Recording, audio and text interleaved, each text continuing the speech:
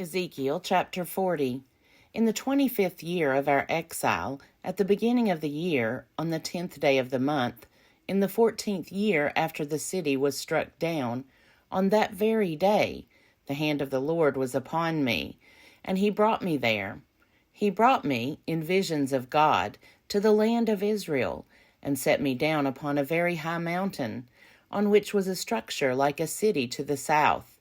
When he brought me there, a man was there, whose appearance shone like bronze, with a linen cord and a measuring reed in his hand, and he was standing in the gateway. The man said to me, "Mortal, look closely, and listen attentively, and set your mind upon all that I show you, for you were brought here in order that I might show it to you. Declare all that you see to the house of Israel." Now there was a wall all around the outside of the temple area. The length of the measuring reed in the man's hand was 6 long cubits, each being a cubit and a handbreadth in length. So he measured the thickness of the wall, 1 reed, and the height, 1 reed. Then he went into the gateway facing east, going up its steps, and measured the threshold of the gate, 1 reed deep. There were recesses, and each recess was 1 reed wide and 1 reed deep, and the space between the recesses 5 cubits, and the threshold of the gate by the vestibule of the gate at the inner end was 1 reed deep. Then he measured the inner vestibule of the gateway, 1 cubit. Then he measured the vestibule of the gateway, 8 cubits, and its pilasters, 2 cubits, and the vestibule of the gate was at the inner end. There were 3 recesses on either side of the east gate. The 3 were of the same size, and the pilasters on either side were of the same size. Then he measured the width of the opening of the gateway, 10 cubits, and the width of the gateway, 13 cubits. There was a barrier before the recesses, 1 cubit on either side, and the recesses were 6 cubits on either side. Then he measured the gate from the back of the one recess to the back of the other, a width of 25 cubits, from wall to wall. He measured also the vestibule, 20 cubits, and the gate next to the pilaster on every side of the court. From the front gate at the entrance to the end of the inner vestibule of the gate was 50 cubits. The recesses and their pilasters had windows, with shutters on the inside of the gateway all around, and the vestibules also had windows on the inside all around, and on the pilasters were palm trees. Then he brought me into the outer court. There were chambers there, and a pavement all around the court. 30 chambers fronted on the pavement. The pavement ran along the side of the gates, corresponding to the length of the gates. This was the lower pavement. Then he measured the distance from the inner front of the lower gate to the outer front of the inner court, 100 cubits. Then he measured the gate of the outer court that faced north, its depth and width, its recesses, 3 on either side, and its pilasters and its vestibule were of the same size as those of the first gate. Its depth was 50 cubits, and its width 25 cubits. Its windows, its vestibule, and its palm trees were of the same size as those of the gate that faced toward the east. 7 steps led up to it, and its vestibule was on the inside. Opposite the gate on the north, as on the east, was a gate to the inner court. He measured from gate to gate 100 cubits. Then he led me toward the south, and there was a gate on the south, and he measured its pilasters and its vestibule. They had the same dimensions as the others. There were windows all around in it and in its vestibule, like the windows of the others. Its depth was 50 cubits, and its width 25 cubits. There were 7 steps leading up to it. Its vestibule was on the inside. It had palm trees on its pilasters, 1 on either side. There was a gate on the south of the inner court, and he measured from gate to gate toward the south 100 cubits. Then he brought me to the inner court by the south gate, and he measured the south gate. It was of the same dimensions as the others. Its recesses, its pilasters, and its vestibule were of the same size as the others, and there were windows all around in it, and in its vestibule. Its depth was 50 cubits, and its width 25 cubits. There were vestibules all around, 25 cubits deep and 5 cubits wide. Its vestibule faced the outer court, and palm trees were on its pilasters, and its stairway had 8 steps. Then he brought me to the inner court on the east side, and he measured the gate. It was of the same size as the others. Its recesses, its pilasters, and its vestibule were of the same dimensions as the others, and there were windows all around in it and in its vestibule. Its depth was 50 cubits, and its width 25 cubits. Its vestibule faced the outer court, and it had palm trees on its pilasters on either side, and its stairway had 8 steps. Then he brought me to the north gate, and he measured it. It had the same dimensions as the others. Its recesses, its pilasters, and its vestibule were of the same size as the others, and it had windows all around. Its depth was 50 cubits, and its width 25 cubits. Its vestibule faced the outer court, and it had palm trees on its pilasters on either side, and its stairway had 8 steps.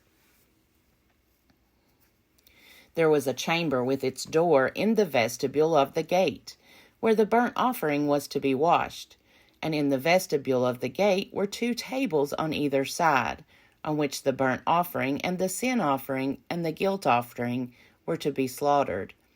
On the outside of the vestibule at the entrance of the north gate were 2 tables, and on the other side of the vestibule of the gate were 2 tables. 4 tables were on the inside, and 4 tables on the outside of the side of the gate. 8 tables, on which the sacrifices were to be slaughtered. There were also 4 tables of hewn stone for the burnt offering, 1.5 cubits long, and 1.5 cubits wide, and 1 cubit high, on which the instruments were to be laid with which the burnt offerings and the sacrifices were slaughtered.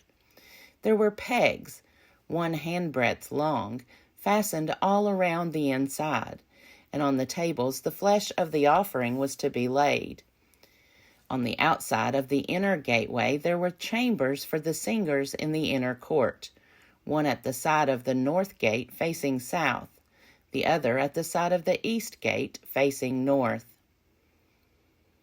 He said to me, "This chamber that faces south is for the priests who have charge of the temple, and the chamber that faces north is for the priests who have charge of the altar. These are the descendants of Zadok, who alone among the descendants of Levi may come near to the Lord to minister to him." He measured the court, 100 cubits deep and 100 cubits wide, a square, and the altar was in front of the temple. Then he brought me to the vestibule of the temple and measured the pilasters of the vestibule, 5 cubits on either side, and the width of the gate was 14 cubits, and the side walls of the gate were 3 cubits on either side. The depth of the vestibule was 20 cubits, and the width 12 cubits. 10 steps led up to it, and there were pillars beside the pilasters on either side. Ezekiel chapter 41. Then he brought me to the nave, and measured the pilasters. On each side 6 cubits was the width of the pilasters. The width of the entrance was 10 cubits, and the side walls of the entrance were 5 cubits on either side. He measured the length of the nave, 40 cubits, and its width 20 cubits. Then he went into the inner room and measured the pilasters of the entrance, 2 cubits, and the width of the entrance, 6 cubits, and the side walls of the entrance, 7 cubits. He measured the depth of the room, 20 cubits, and its width, 20 cubits, beyond the nave, and he said to me, "This is the most holy place." Then he measured the wall of the temple, 6 cubits thick, and the width of the side chambers, 4 cubits, all around the temple. The side chambers were in 3 stories, one over another, 30 in each story. There were offsets all around the wall of the temple to serve as supports for the side chambers, so that they should not be supported by the wall of the temple. The passageway of the side chambers widened from story to story, for the structure was supplied with a stairway all around the temple. For this reason, the structure became wider from story to story. One ascended from the bottom story to the uppermost story by way of the middle one. I saw also that the temple had a raised platform all around. The foundations of the side chambers measured a full reed of 6 long cubits. The thickness of the outer wall of the side chambers was 5 cubits, and the free space between the side chambers of the temple and the chambers of the court was a width of 20 cubits all around the temple on every side. The side chambers opened onto the area left free, one door toward the north and another door toward the south, and the width of the part that was left free was 5 cubits all around.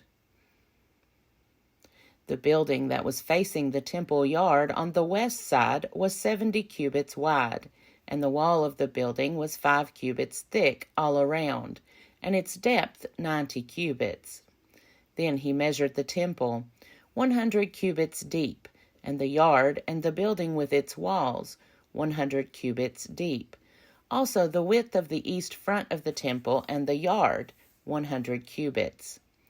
Then he measured the depth of the building facing the yard at the west, together with its galleries on either side, 100 cubits. The nave of the temple and the inner room and the outer vestibule were paneled, and all around, all 3 had windows with recessed frames. Facing the threshold, the temple was paneled with wood all around, from the floor up to the windows. Now the windows were covered, to the space above the door, even to the inner room, and on the outside, and on all the walls all around in the inner room, and the nave there was a pattern. It was formed of cherubim and palm trees, a palm tree between cherub and cherub. Each cherub had 2 faces, a human face turned toward the palm tree on the one side, and the face of a young lion turned toward the palm tree on the other side. They were carved on the whole temple all around, from the floor to the area above the door. Cherubim and palm trees were carved on the wall. The doorposts of the nave were square. In front of the holy place was something resembling an altar of wood, 3 cubits high, 2 cubits long, and 2 cubits wide. Its corners, its base, and its walls were of wood. He said to me, "This is the table that stands before the Lord." The nave and the holy place had each a double door.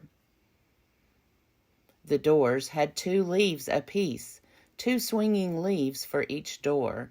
On the doors of the nave were carved cherubim and palm trees, such as were carved on the walls. And there was a canopy of wood in front of the vestibule outside. And there were recessed windows and palm trees on either side, on the side walls of the vestibule.